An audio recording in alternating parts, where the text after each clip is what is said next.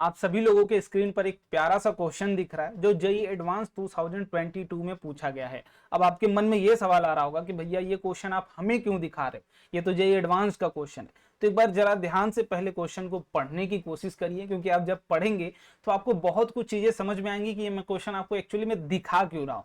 ठीक है, क्योंकि ये जेई एडवांस में पूछा गया है तो इसका ये मतलब नहीं कि बहुत हार्ड है या फिर बहुत ईजी है। मैं ये भी नहीं बोल रहा हूँ कि बहुत ईजी है, ठीक है, बट अगर आप ये क्वेश्चन पढ़ते हैं, ध्यान से क्वेश्चंस को समझते हैं, तो कहीं ना कहीं आपकी एबिलिटी को मैं जानता हूं कि आप इतना जरूर समझ पाएंगे कि इस प्रोसेस को कैसे, इस क्वेश्चन को किस प्रोसेस के थ्रू सॉल्व करना है और अप्रोच क्या होना चाहिए। मैं ये नहीं मान रहा हूं कि आप क्वेश्चन लगा ही दोगे या फिर नहीं लगा पाओगे। मैं दोनों को नहीं क्लोज कर रहा हूं कि नहीं आप नहीं लगा पाओगे। मैं ये भी बोल रहा हूं कि आप लगा भी सकते हैं और नहीं भी लगा सकते हैं। लेकिन हाँ, एक चीज मैं आपसे जरूर एक्सपेक्ट कर रहा हूं कि आप अपना 100% डिवोट करेंगे इस क्वेश्चन को लगाने के लिए।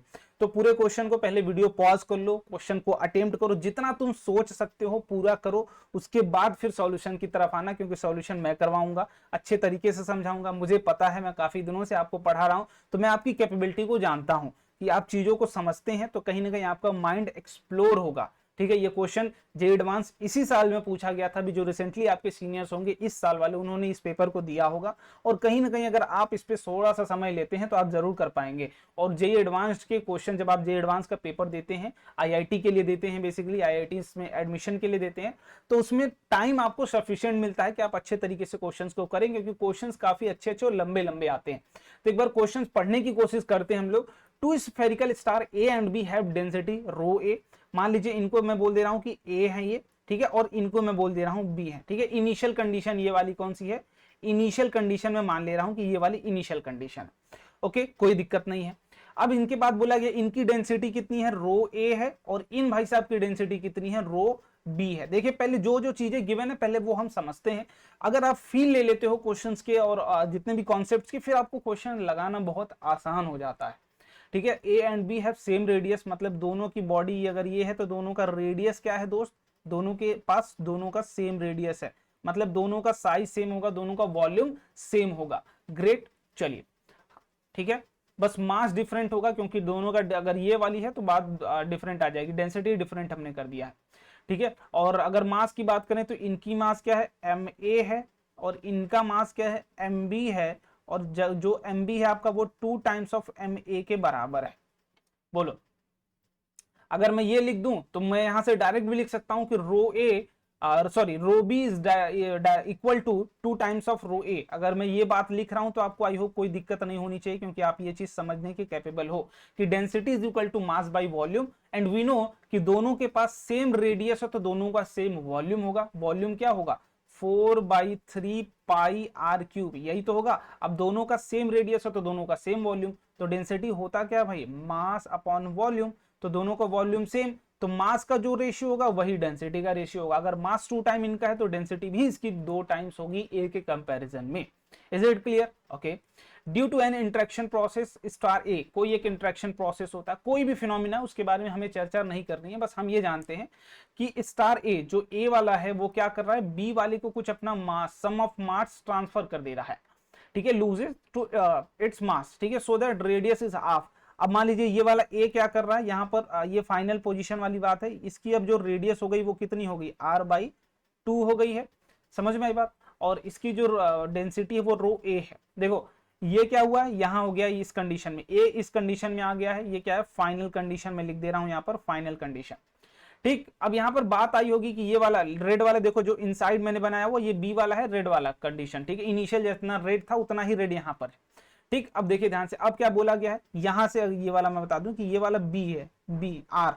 ठीक, अब मैं ये क्यों 2 सर्कल बनाऊं, इसके पीछे का रीजन, क्योंकि so radius is half while its spherical shape is retain, मतलब दोनों बॉडी लूज कर रहे हैं मास, एक गेन कर रहा है एक लूज कर रहा है। ठीक, मतलब ए वाला कुछ अपना मास, मतलब कुछ हिस्सा काट के बी वाले को दे रहा है, लेकिन दोनों का शेप रिमेन है, मतलब दोनों स्फेरिकल शेप में थे, तो पहले भी थे और अभी भी दोनों स्फेरिकल शेप में ही हैं। दोनों का कहीं से भी शेप में चेंज नहीं आया, ऐसा नहीं कि पहले स्फेरिकल था अब स्क्वायर हो गया या फिर क्यूब हो गया, वो आपका शेप चेंज नहीं हुआ है। दोनों स्टार्टिंग से क्या थे, स्फेरिकल शेप में थे।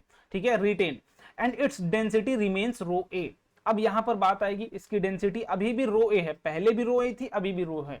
ठीक है। The entire mass lost by A deposited at thick spherical shell on B with density of shell being rho ए।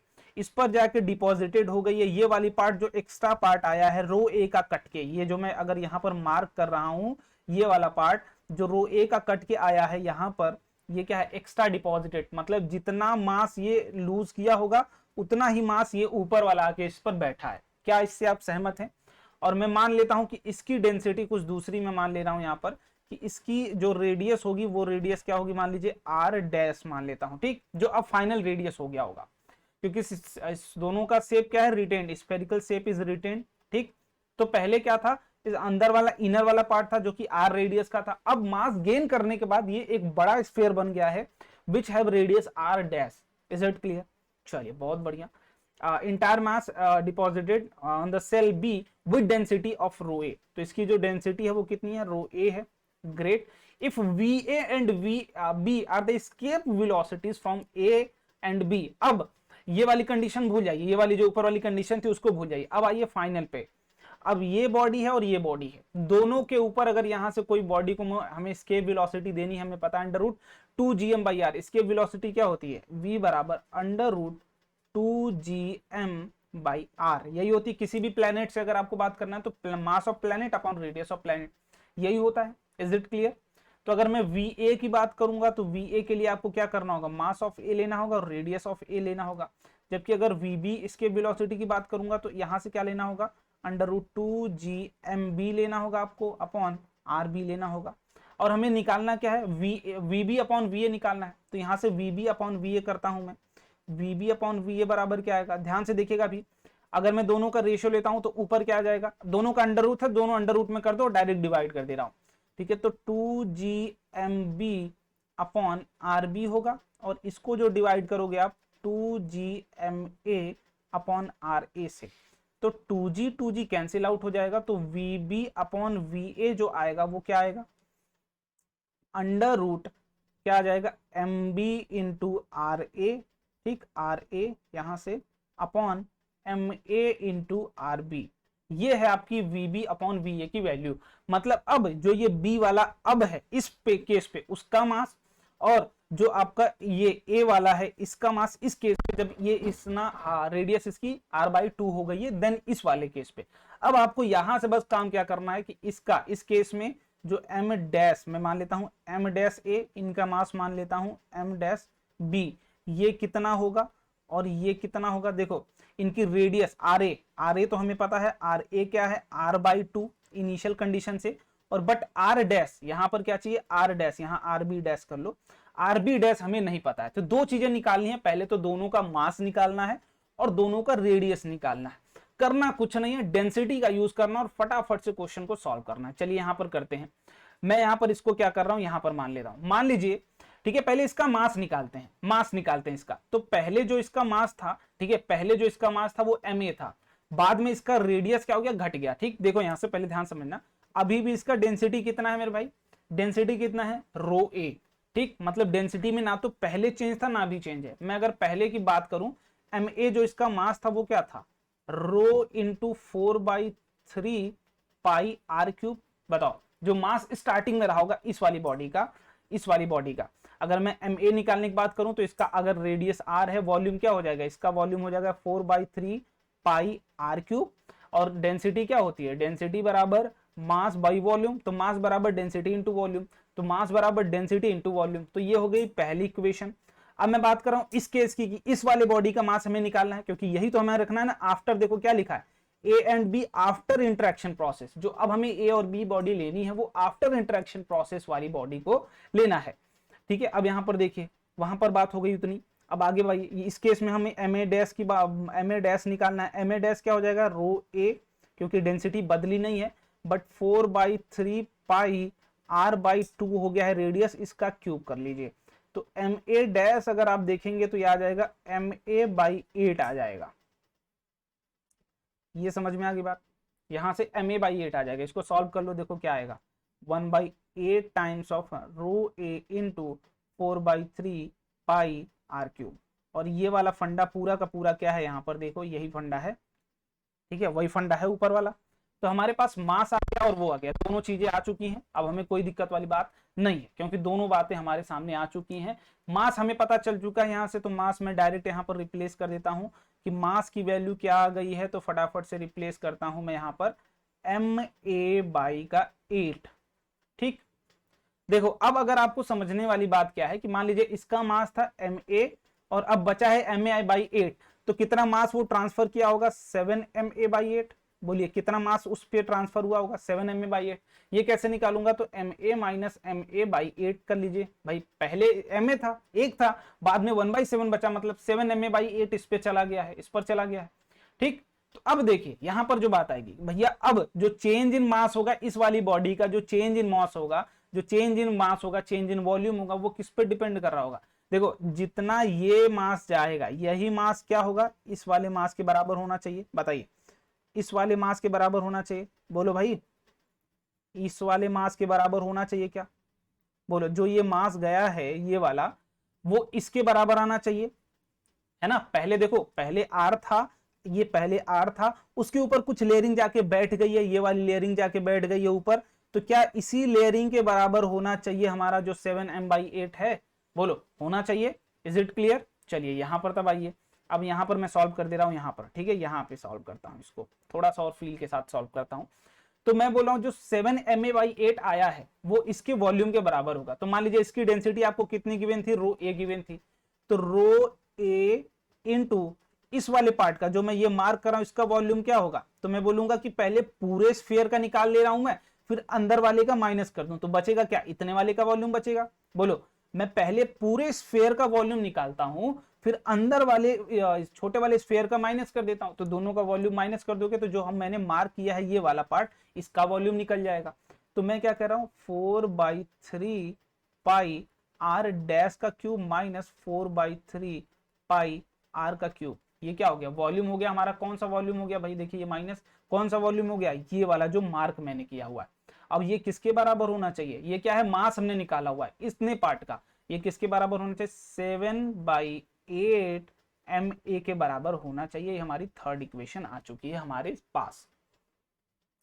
ठीक है, क्लियर कट बात। अब ma की वैल्यू यहां पर थी, ma की वैल्यू ये हमने निकाली थी पहली इक्वेशन से, from first equation, put the value of ma, तो 7/8 रो ए इंटू 4/3 पाई आर क्यूब, तो रो ए और रो ए कैंसिल आउट हो जाएगा दोनों तरफ।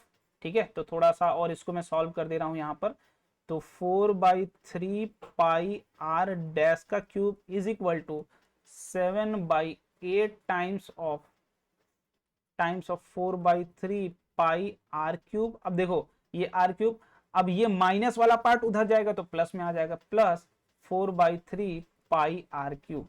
तो यहां से अगर आप देखेंगे तो ये कितना आ जाएगा, और अप्रोक्सीमेट अगर आप देखेंगे तो ये वैल्यू कितनी आ जाएगी, लेट मी चेक, 7/8 था, ये इधर था 8, तो 8 7 15, 15/8, ठीक है, इंटू 4/3 पाई आर क्यूब, ये आ गई। इधर क्या बचा था, 4/3 पाई इंटू आर डैश का क्यूब, तो 4/3 पाई, 4/3 पाई कैंसिल आउट। तो यहां से अगर आप देखेंगे तो आर डैश का क्यूब का वैल्यू कितनी आ जाएगी, 15/8 आर क्यूब। तो यहां से आर डैश की वैल्यू कितनी आ जाएगी, 15/8 की पावर 1/3 और इंटू आर आ जाएगी, क्योंकि दोनों का क्यूब है तो दोनों का जब आप क्यूब रूट लोगे तो दोनों के ऊपर से वैल्यू हट जाएगी। तो आर डैश की वैल्यू आ गई, ये सबसे ज्यादा इंपॉर्टेंट वैल्यू है हमारे लिए अभी तक के लिए। ठीक है, देखो अब मैं इसकी मास की बात करूं तो हमें पता है 7ma/8, 7ma/8 आई है, इसकी पहले कितनी थी, 2ma/8, तो 2ma प्लस 7/8 ma इस पर ऐड हो चुकी है। ठीक है, तो ये कितना आ जाएगा, 8 दूना 16, ये आ जाएगा 16 7 6 13, 23ma/8 इसका मास आ गया। तो m डैश b की वैल्यू कितनी आ गई, यहां पर मैं लिख दे रहा हूं 23ma/8 आ जाएगा इसका मास। तो हमें बस दोनों चीजें पता है, यहां से v/vb रखते चलेंगे और हमारे पास आंसर आता हुआ चला जाएगा। ठीक है, तो फटाफट इसको सॉल्व करते हैं और आगे की कहानी देखते हैं। तो VB/VA क्या था मेरे भाई, देखिएगा ध्यान से, यहां पर M B upon R A, ठीक है। तो अंडर रूट एम बी की वैल्यू कितनी है, एम बी की वैल्यू निकाला हमने 23 M A by 8 into R A. देखो आर ए की वैल्यू कितनी थी इसकी, R by two, R by two, R by two upon फिर किसकी वैल्यू है बेटा, तो एम ए की वैल्यू कितनी थी, एम ए की वैल्यू थी एम ए बाई 8, तो इसकी वैल्यू थी एम ए बाई 8, ठीक। एम ए डैश की बेसिकली मैं बात कर रहा हूं यहाँ पर, ये डैश डैश लिख लो दोनों, नहीं तो बार बार परेशान हो जाओगे, ये डैश की वैल्यू है, ठीक है, डैश की। तो ये आ गया, और जो रेडियस आया था हमारा ये आया था r dash, r dash r B dash, ये लिख लो यहाँ पर। तो 15/8 की पावर 1/3 इंटू आर, ये आ गई। तो आर यहां से कैंसिल आउट, आर यहां से कैंसिल आउट, एम ए यहां से, एम ए यहां से, 8 यहां से, 8 यहां से। तो v A by sorry v B by v A कितना हो गया, यहां पर लिखते चलो। तो 23 अपॉन 15 के पावर 1/3, और यहाँ पर 8 की पावर 1/3 क्या होगा, 8 की पावर 1/3 बराबर 2 होगा, मतलब 2 का क्यूब कितना होगा 8 के बराबर, तो ये 2 आ जाएगा, और ये वाला 2 इंटू 2 हो जाएगा, तो 2 2 कैंसिल आउट हो गया। इधर क्या बचा, देखिए ध्यान से, 23 अपॉन 15 के पावर 1/3, लेकिन पूछा क्या गया था वो देखिए, v बराबर v B upon v A बराबर 10 इंटू एन अपॉन 15 की पावर 1/3, लेकिन ये 10 इंटू एन के पावर में था, मतलब जो ऊपर, नीचे तो 15 की पावर 1/3 है, यहाँ पर देखिए 15 की पावर 1/3, मतलब हमने एकदम एग्जैक्ट करा हुआ है। ऊपर क्या आ रहा है 10n बराबर 23, तो यहाँ पर लिख लीजिए 10n बराबर 23, तो n बराबर क्या आ जाएगा 2.3, और यही आपका आंसर था। तो कमेंट बॉक्स में जरूर बताइएगा कैसा लगा आपको पूरा प्रोसेस, बहुत सिंपल प्रोसेस है, बहुत थोड़ा सा आपको सोचने का, पूरा खेल सोचने का, कितना विजुअलाइजेशन के साथ और कितना कंसंट्रेशन से सोचते हैं। अगर कंसंट्रेशन थोड़ी सी भी हटेगी दुर्घटना घटेगी, तो कंसंट्रेशन नहीं हटाना, दुर्घटना नहीं घटेगी और क्वेश्चन आपसे सॉल्व हो जाएगा। और उम्मीद यही रहेगी आपने क्वेश्चन सॉल्व कर लिया होगा, नहीं सॉल्व किया होगा प्रोसेस को जरूर एंजॉय किया होगा कि प्रोसेस क्या इसके पीछे लगा था, और एडवांस में पूछा हुआ वाला क्वेश्चन अगर आपको समझ में भी आ गया होगा तो बहुत बड़ी बात है। और उतना ही आपको समझाने की मेरी कोशिश है कि आपको इस लेवल पर कुछ कॉन्सेप्ट नहीं है, कुछ बहुत रॉकेट साइंस नहीं है, बस डेंसिटी और मास का खेल है। जितना आप एग्जैक्ट टू द प्रोसेस सोचोगे उतने ही आसानी से क्वेश्चन लग जाता है, ठीक है। तो आई होप आपने प्रोसेस को एंजॉय किया होगा और अच्छे तरीके से पढ़ाई करते रहिए, और कमेंट बॉक्स में जरूर बताइएगा क्वेश्चन कैसा लगा और कितना प्रोसेस आपने अटेम्प्ट कर लिया था, 30%, 40%, 50%, कितना आपने खुद से सोचा था। तो कमेंट बॉक्स में जरूर बताइएगा। बाय बाय एंड जय हिंद।